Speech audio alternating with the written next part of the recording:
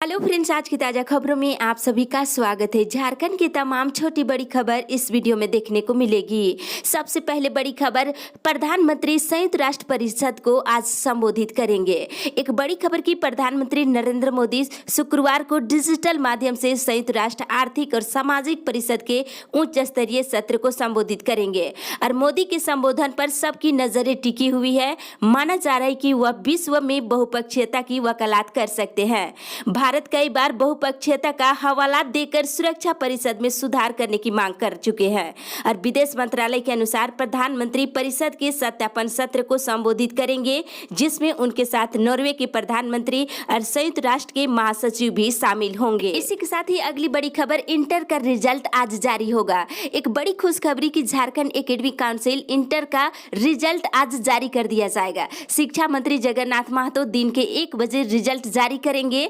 Result जारी होने पर इसे जैक की वेबसाइट पर जाकर रिजल्ट देखा जा सकेगा और बताया गया है कि रिजल्टों में तीनों संकाय का एक साथ निकाला जाएगा, जिसमें इंटर साइंस, कॉमर्स, आर्ट्स का रिजल्ट शामिल होगा। रिजल्ट प्रकाशन को लेकर काउंसिल ने पूरी तैयारी कर ली है, तो दिन के 1 बजे रिजल्ट जारी कर दिए जाएंगे। इसी के साथ अगली बड़ी खबर, सभी प्रखंडों में होगी कोरोना की जाँच। मुख्यमंत्री हेमंत सोरेन, राज्य सरकार झारखंड के सभी 264 प्रखंडों में कोरोना की जाँच शुरू कराएगी। वर्तमान में रांची, इटकी, धनबाद, जमशेदपुर में कोरोना की जांच की जा रही है। इसके अलावा सभी जिलों में ट्रूनेट मशीन से शुरुआती जांच की जा रही है। बता दें, सरकार ने 15,000 एंटीजन किट की व्यवस्था किया है, वहीं 50 ट्रूनेट मशीन मंगाई गई है। इस आधार पर ही मुख्यमंत्री हेमंत सोरेन ने बृहस्पतिवार शाम को मीडिया से बात करते हुए राज्य के सभी प्रखंडों में कोरोना जांच सुविधा उपलब्ध कराकर गति और बढ़ाई जाएगी, इसकी जानकारी दिए हैं। साथ ही मुख्यमंत्री ने कहा है कि संक्रमितों की संख्या बढ़ने से चिंतित होने की जरूरत नहीं है। सरकार ने जांच को लेकर के दायरा पहले से कई गुना बढ़ा दी है। इसी के साथ ही अगली बड़ी खबर, मौसम विभाग से रांची में आज भी बारिश के असर। बता दें, राजधानी और आसपास के क्षेत्रों में आज बादल छाए रहेंगे और दिन में 1-2 बार हल्की बारिश होने की संभावना है। साथ ही इसके बाद राजधानी समेत प्रदेश के ऊपर मानसून की प्रक्रिया कुछ धीमी हो सकती है। 20 जून तक राजधानी समेत अन्य भागों में हल्की बारिश हो सकती है। इसके बाद मानसून की सक्रियता बढ़ सकती है और मौसम विभाग से मिली जानकारी के अनुसार राज्य में 20 जुलाई तक मानसून कुछ कमजोर पड़ सकता है। साथ ही इधर बता दें, वज्रपात की चपेट में आने से 5 लोग झुलसे। चाईबासा जिले से बड़ी खबर की खेत में काम कर रहे 5 मजदूर वज्रपात की चपेट में आने से गंभीर रूप से झुलस गए। इसमें 2 बच्चे भी शामिल हैं। इसी के साथ ही अगली बड़ी खबर, झारखंड कोरोना अपडेट्स, मिले 207 नए मरीज, 8 और की मौत। एक बड़ी खबर कहा जा सकता है कि झारखंड में बृहस्पतिवार को 207 नए संक्रमित मरीज की पहचान की गई है, जबकि 8 कोरोना संक्रमित मरीज की मौत हो गई है।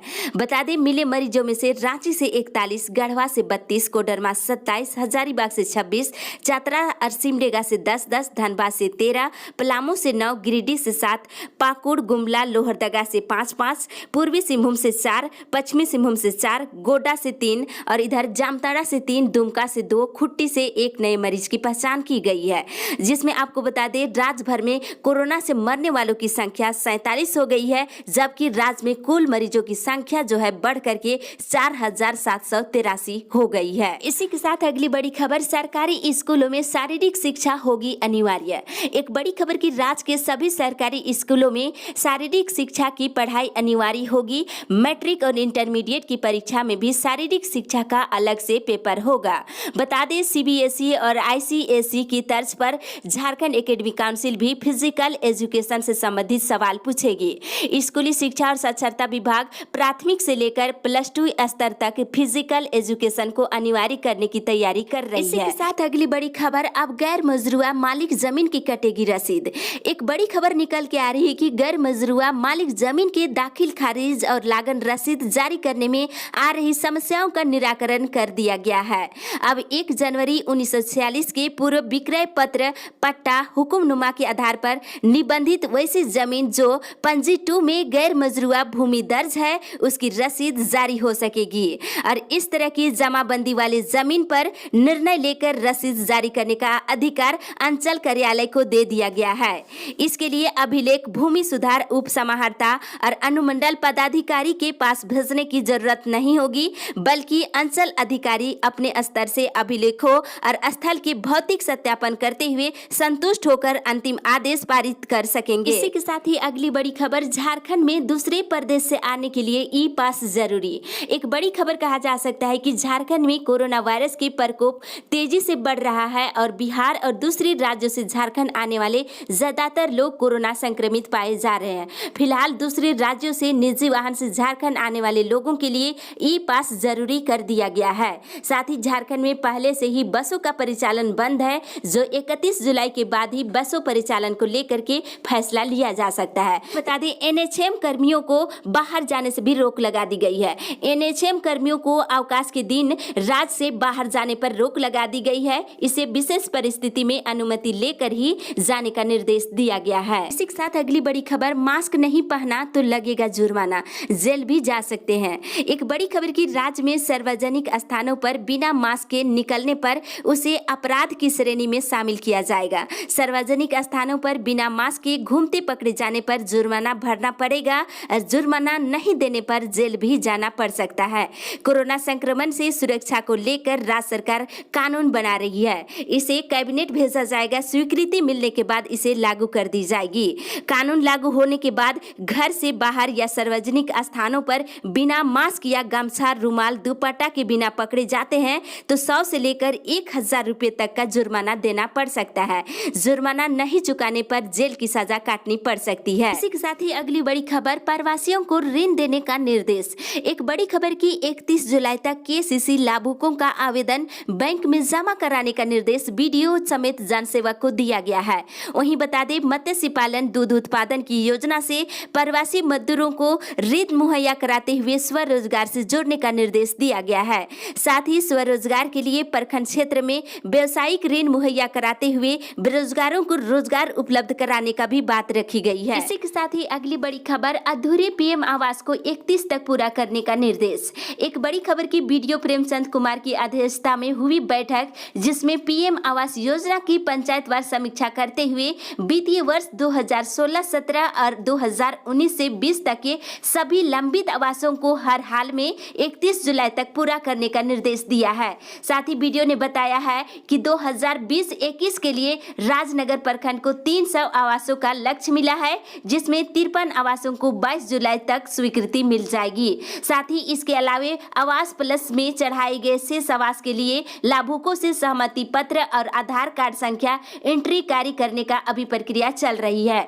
तो बता दें, 31 जुलाई तक राज्य के हर जिले में पीएम आवास अधूरे हैं, इसे पूरा करने का निर्देश दिया गया है। और साथ ही अभी पीएम आवास के लाभुकों से संबंधित सहमति पत्र और आधार कार्ड संख्या एंट्री का कार्य अभी चल रही है। इसके साथ ही अगली बड़ी खबर, प्रत्येक पंचायत में 200 मजदूरों को प्रतिदिन काम देने का निर्देश। एक बड़ी खबर की विकास योजनाओं को लेकर हुई बैठक में मनरेगा, कोविड-19 आवास, 15वें वित्त आयोग, सामुदायिक स्वच्छता, परिसर निर्माण और गरीब कल्याण रोजगार अभियान पर समीक्षा करते हुए कई दिशा निर्देश जारी किया गया है। बता दें, प्रत्येक गांव में कम से कम 5 योजनाएं संचालित करने और प्रवासी मजदूरों को जॉब कार्ड बनवाकर मनरेगा से जोड़ने और प्रति पंचायत 200 मजदूरों को प्रतिदिन काम देने और मजदूरों को समय पर मजदूरी भुगतान करने का निर्देश जारी किया गया है। इसी के साथ ही अगली बड़ी खबर, बालू ढुलाई ट्रक और डंपर से करने को मिल सकती है अनुमति। एक बड़ी खबर की, झारखंड में बालू की ढुलाई ट्रक और डंपर से करने पर लगे प्रतिबंध को हटाया जा सकता है। इससे संबंधित एक प्रस्ताव खान विभाग के द्वारा मुख्यमंत्री की मंजूरी के लिए भेज दी गई है। बताते चले कि बालू की ढुलाई ट्रक और डंपर हाईवा से रोक लगने पर ट्रक संचालक समेत कई बड़ी संख्या में मजदूर बेरोजगार हो गए हैं। वहीं ट्रैक्टर से ढुलाई होने की वजह से बालू का दाम जो है लगातार बढ़ गए हैं। सरकार की निर्माण कार्य पूरी तरह से प्रभावित होने लगी है। सारी परिस्थिति पर पुनर्विचार करते हुए एक बार फिर से ट्रक हाईवा से बालू की ढुलाई की अनुमति कुछ शर्तों के साथ दिए जाने का प्रस्ताव मुख्यमंत्री के पास भेज दिया गया है। इसी के साथ ही अगली बड़ी खबर, राज्य में पुनः कठोर लॉकडाउन की जरूरत, आरसी प्रसाद। एक बड़ी खबर की, कोरोना वैश्विक महामारी की रोकथाम में बेहतर कार्य करने पर कांग्रेस स्वास्थ्य प्रकोष्ठ के प्रमंडलीय अध्यक्ष डॉक्टर आरसी प्रसाद ने कहा कि राज्य में पुनः कठोर लॉकडाउन की जरूरत है। साथ ही उन्होंने कहा है कि दिल्ली, गुजरात, मुंबई के बाद अब झारखंड कम्युनिटी ट्रांसमिशन की ओर बढ़ रहा है। हजारीबाग की स्थिति भयावह होने लगी है। कोरोना की चपेट में कई चिकित्सक, अधिकारी, पुलिसकर्मी, पत्रकार भी शामिल हो चुके हैं। लोगों को सजग रहने की जरूरत है। तो एक बार पुनः राज्य में कठोर लॉकडाउन लागू होना चाहिए। इसके साथ ही अगली बड़ी खबर, स्वीकृति के बाद भी नहीं मिल रही पेंशन। एक बड़ी खबर कि आपको बता दें कि राज्य के कई क्षेत्र ऐसे हैं जहां महिला पेंशन की स्वीकृति के बाद भी पदाधिकारी और कार्यालय के अधिकारियों के उदासीन रवैया के कारण लोगों को इस संकट की घड़ी में पेंशन की राशि से वंचित रहना पड़ रहा है। बता दें इस बाबत समाज सेवी दर्शन सोनी ने मुख्यमंत्री को पत्र भेज करके वृद्ध और विधवा के लिए न्याय की गुहार लगाई है। साथ ही उन्होंने कहा है कि विभिन्न पंचायतों से 2 वर्षों से पहले वृद्ध और विधवा पेंशन की स्वीकृति दी गई है और एसडीओ की उदासीन रवैया के कारण आज तक पेंशनधारियों का नाम ऑनलाइन नहीं किया गया है। इस वजह से वृद्ध और विधवा महिलाओं के समक्ष खाने पीने की समस्या उत्पन्न हो गई है। तो दर्शन सोनी ने प्रखंड के विभिन्न पंचायतों से स्वीकृति नामों को अतिशीघ्र पेंशन भुगतान कराने की मांग किए हैं। इसी के साथ ही अगली बड़ी खबर, निजी विद्यालय के खिलाफ होगी सख्त कार्रवाई। एक बड़ी खबर की अभिभावक संघ के द्वारा किए गए शिकायतों को लेकर सरकार गंभीर है और झारखंड सरकार के पुराने आदेश के बावजूद निजी विद्यालय अत्यधिक शुल्क की वसूली कर रहे हैं। इस संबंध में माध्यमिक शिक्षा विभाग झारखंड के द्वारा सभी जिले के शिक्षा पदाधिकारी को पत्र लिख करके कहा गया है कि इस संबंध में सभी निजी विद्यालय को पत्र जारी कर यह सूचित किया जाए कि किसी भी प्रकार की शिकायत आने पर संबंधित विद्यालय पर सख्त कार्रवाई किया जाएगा। और इस संबंध में लोहरदगा जिला शिक्षा पदाधिकारी ने सभी निजी विद्यालय को आदेश दिया है कि सरकार के द्वारा दिए गए आदेश का सख्ती से पालन करे और अभिभावकों से अत्यधिक शुल्क न ले और सरकार के द्वारा पहले से तय मापदंड के अनुसार ही शुल्क लेना सुनिश्चित करे। इसी के साथ ही अगली बड़ी खबर, राज्य के 3500 पारा शिक्षकों को दे प्रशिक्षण का एक और मौका। बता दें अनट्रेन पारा शिक्षकों की मुद्दा एक बार फिर से लगातार चर्चों में आ रही है। राज्य के शिक्षा मंत्री जगन्नाथ महतो ने कल केंद्रीय मानव संसाधन मंत्री रमेश पोखरियाल निशंक से दूरभाष पर राज्य के अनट्रेन पारा शिक्षकों के मामले पर बात किए हैं।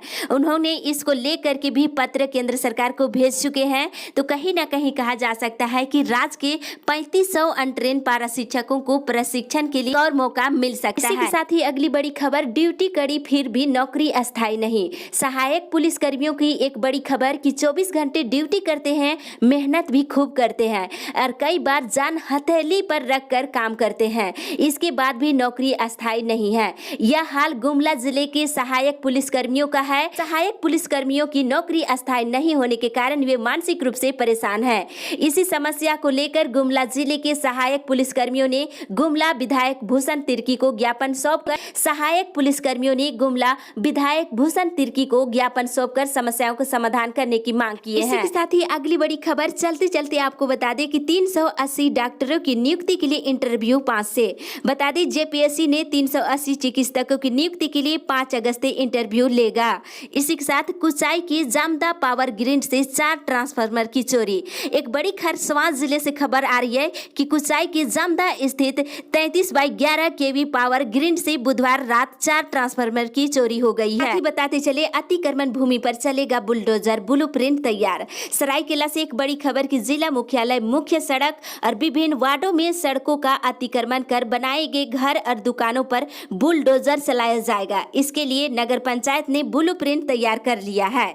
साथ ही बताते चले इधर कि पालकोट गेट पर गुरुवार रविवार को लगेगा बाजार। बता दें कामडारा प्रखंड से एक बड़ी खबर की पालकोट गेट पर अब सब्जी बाजार प्रत्येक गुरुवार और रविवार को सुबह 7 से लेकर दिन के 1 बजे तक ही बाजार लगेगी।